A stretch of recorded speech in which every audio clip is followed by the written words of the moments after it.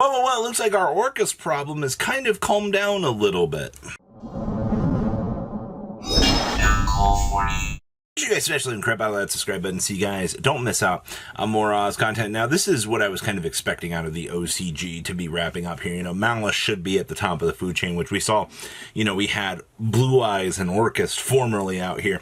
So time has kind of had the chance to settle through here. So Malice is now your best deck pre-Alliance Insight. We're still a couple weeks off from having that. A tier is still Memento, which still amuses me so very much. We have the Blue Eyes Drill Beam pile, Orcus and Friends. And then in B tier, we have some Tempai, Gem Knights, Dreadnader, actually just hitting EX, just knocked this deck down so incredibly hard. Also appears that we still have your Azamina White Forest. We have some Crystron action.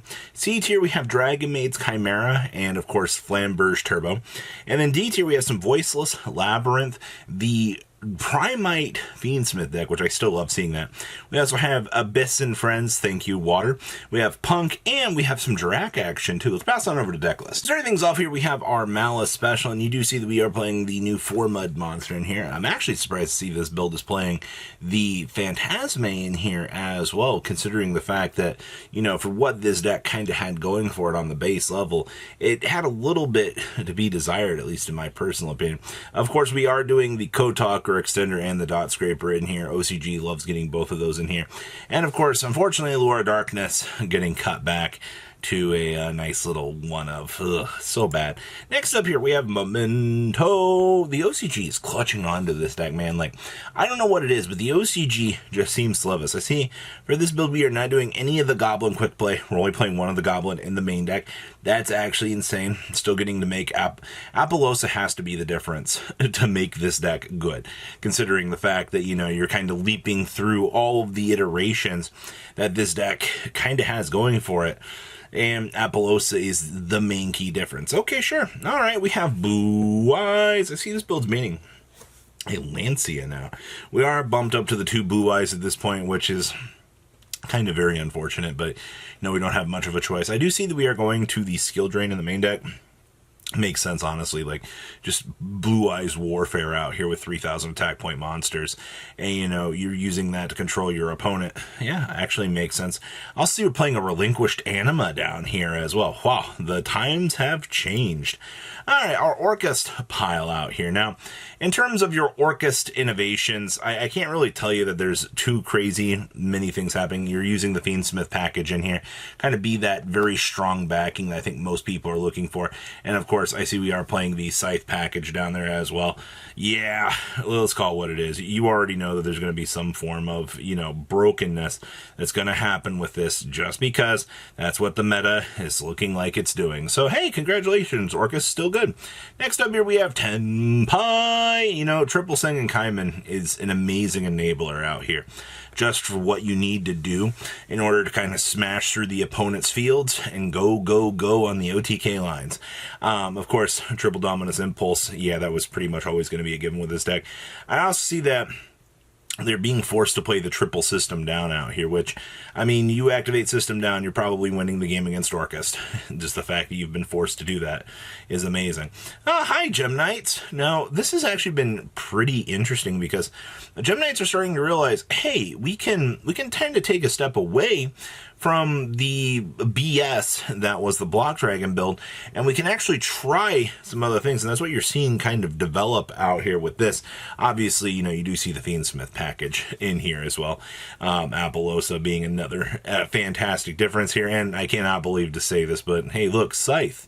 Alright, we also have Ryzel. Now, I see that this build is choosing to play the Shark package in here, which is fine, honestly. I don't necessarily hate the Shark package, but, it just does not feel necessarily the greatest for what it kind of is giving to you. I also see we're playing 2 Judgments in the side, 2 different Dimension Grounds. We also have Summon... Man, OCG, you guys get to do some crazy little interesting things, I gotta tell you. And of course, Yield Donner for hire for our Link too. Okay. Next up here is our Azamina pile with the White Forest stuff. Your major difference between this and, your TCG list, well, you get one of the White Forest Azamina cards built into the deck post Supreme Darkness. And that's it. That's the excitement that we're getting today, guys. I also see We are doing the Scythe package. We are citing one copy of Nihilus down there. So this is the 3-2-1 purely line, or Mulch Army line that we've kind of seen show up. Looks pretty standard. Okay. Next up here we have Crystron. Everything in this list is viable minus the Auroradon and minus the Baron de Fleur, which are two, particularly major catalysts that the TCG version isn't going to necessarily get to experiment around with. I guess that's fine.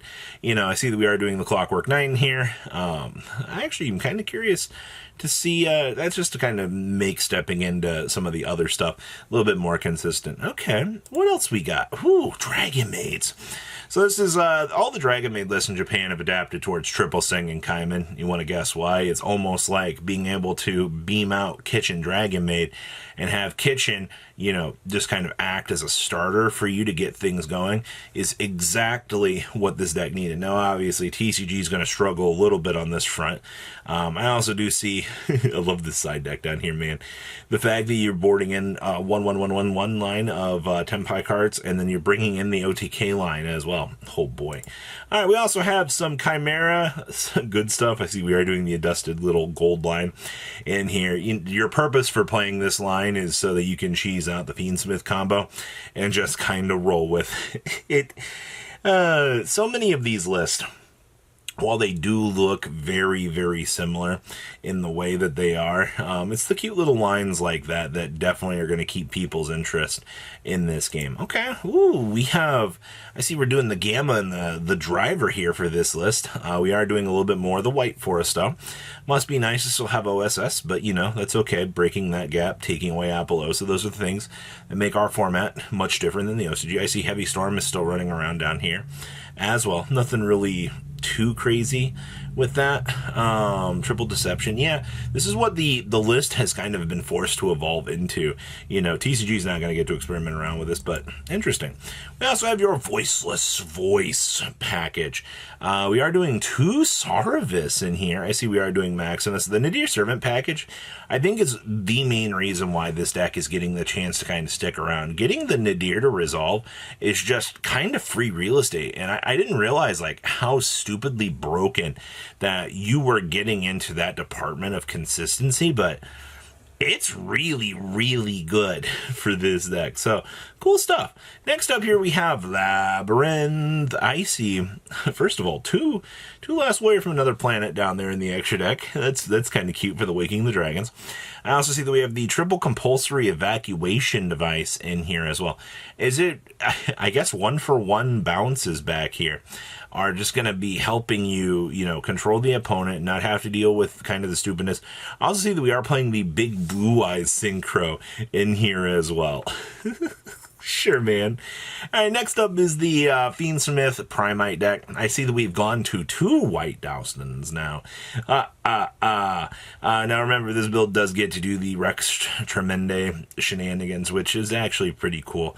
I got to give them some credit. Also, sticking around with 2 equips on the big guy until the next turn, and then just make the dragon and then re-equip them is actually kind of broken. It's a little bit more of a win more scenario, but I don't think people are really delicately ready for that discussion. Next up here, we have Atlanteans with an Ice Barrier package this week. Ooh, we were feeling innovative, I see. I guess your big things are General Ryo is just going to be one of those big monsters, kind of allow you to keep putting that pressure on your opponent. So, as the wheels on the bus go round and round, you're setting up, the Lancia, bringing out the big guy, and your opponent's just kind of in a really bad position at that point. Yeah, grinding away resources is pretty good. Ooh, we have Punk for you out here. I've been trying to keep up with as much Punk innovation as we can. It's not like this deck is crazy different than what it once was, but I mean, you took out the Gold Pride stuff. Deck kind of gets to act on its own build for once, which is kind of what most of us are wanting. I see we have the Deltas and the Gammas down here as well. Triple anti-spell fragrance down here. Holy crap, that's actually kind of nuts that we get to do that much, but hey, sure, I'll take it. And our last list here is Jirax. I'm telling you, the fact that you have triple miscellaneous Ceratosaurus, and Pure Dinosaur is not even the one that's really getting the spotlight out here.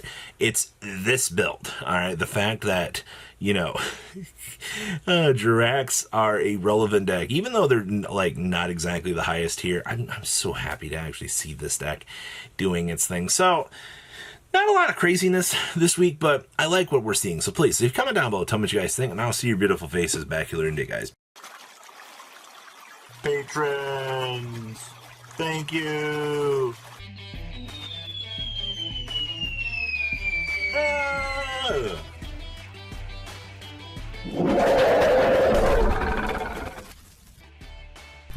Thank you so much for watching. Check out these other videos.